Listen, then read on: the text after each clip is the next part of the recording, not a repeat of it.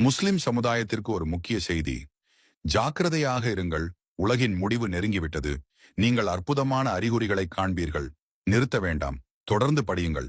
அஸ்ஸலாமு அலைக்கும் வரஹ்மத்துல்லாஹி வபரகாத்துஹு. 1400 ஆண்டுகளுக்கு முன் நமது நபிகள் நாயகம் அவர்கள் கூறியது போல் சூரியன் மேற்கில் எப்படி உதயமாகும் என்று நம்மில் யாராவது சிந்தித்ததுண்டா? ஆனால் அது எப்படி நடக்கிறது என்பதை இப்போது விஞ்ஞானிகள் கண்டுபிடித்துள்ளனர். விஞ்ஞானிகள் நீண்ட நாட்களாக மார்ஸ் பற்றி ஆராய்ச்சி செய்து வருகிறார்கள். பூமியின் அதே திசையில் சூழலும் மார்ஸ் இப்போது எதிர் திசையில் சூழல ஆரம்பித்து விட்டது. இப்போது சூரியன் அங்கிருந்து உதயமாகிறது. மேற்கு செவ்வாய் கிரகத்தின் இதை பிற்போக்கு இயக்கம் என்பார்கள். இது எல்லா கோள்களுக்கும் நிகழ்கிறது. ஆச்சரியம் என்னவென்றால் அடுத்தது பூமி.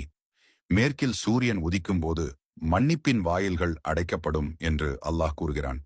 இனி தயவு செய்து தப்பாவை ஏற்றுக்கொள்ள முடியாது. இது நிகழும் காலம் வெகு தொலைவில் இல்லை. திரைப்படம், இசை, பார்ட்டி போன்றவற்றில் நேரத்தை வீணாக்காதீர்கள். குரான், ஹதீஸ் படிக்க அதிக நேரம் செலவிடுங்கள். 5 முறை தொழுங்கள். நம் குழந்தைகளுக்கு இஸ்லாத்தை கற்றுக் கொடுங்கள்.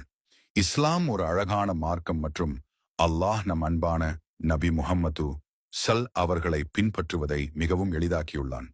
இதை எல்லாருக்கும் வியாக்கியானம் செய்யாதீர்கள். ஒரு நிமிடம் உங்களை நீங்களே கேட்டுக்கொள்ளுங்கள். மறுமைக்காக நாம் நம் வாழ்வில் ஏதாவது செய்திருக்கிறோமா?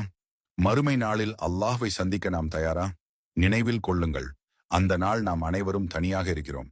நமது செல்போனை எப்படி நடத்துகிறோமோ அதே மாதிரி குரானையும் நடத்தினால் என்ன நடக்கும் என்று நீங்கள் எப்போதாவது யோசித்திருக்கிறீர்களா? நாம் எங்கு சென்றாலும் அதை எடுத்துச் சென்றால் என்ன செய்வது? எங்கள் பைகளில் நீங்கள் ஒரு நாளைக்கு பல முறை பக்கம் வந்தால் என்ன நடக்கும்? மறந்துவிட்டால் அதை திரும்ப பெறச் சென்றால் என்ன செய்வது? அது இல்லாமல் வாழ முடியாது என்று கருதினால் உண்மையாகவே அது இல்லாமல் நம்மால் வாழ முடியாது. அதை நம் குழந்தைகளுக்கு பரிசாக கொடுத்தால் என்ன செய்வது? இலியான பயணத்தின் போது இதை படித்தால், ஒவ்வொரு நாளும் முன்னுரிமை கொடுக்கப்பட்டால், எங்கள் லோகோ இருக்கட்டும், குர்ஆன் எனது சிறந்த நண்பன். 7% பேர் மட்டுமே இந்த செய்தியை மீண்டும் அனுப்புவார்கள். அவர்களில் ஒருவராக இருந்து அதிக எண்ணிக்கையிலான மக்களுக்கு அனுப்புங்கள். செய்தியை பகிராத 93% பேரில் இருக்க வேண்டாம். கற்பனை செய்து பாருங்கள், ஒரு முறை கூட தீர்ப்பு நாள் நண்பர்களிடமிருந்து தினமும் செய்திகளை திறப்பது போல் உணர்வோம். நாங்கள் நகைச்சுவைகளையும் வதந்திகளையும் பகிர்ந்து கொண்டோம். ஆனால் நாம் எத்தனை முறை குரானை திறந்து அல்லாஹ்விடமிருந்து செய்திகளை படிப்போம்? அறிவியல் பூர்வமாக நிரூபிக்கப்பட்டவை. குரானை கேட்பதால் மனித உடலில் புற்றுநோய் செல்கள் பரவுவதை குறைத்து அவற்றை அழிக்கிறது.